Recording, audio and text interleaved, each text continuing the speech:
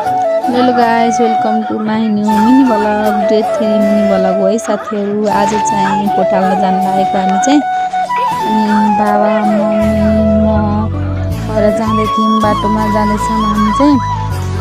मैले आज धेरै दिन पछाडी चाहिँ एउटा मिनी ब्लग बनाएको छु।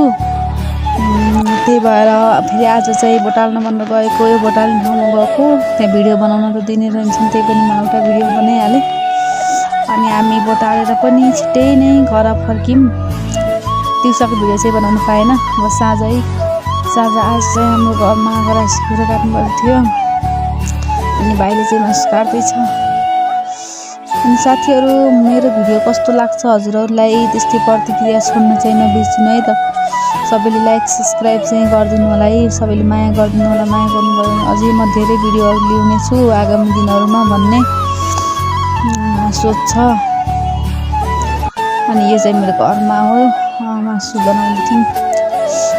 अनि हेरी मेरो भाउजू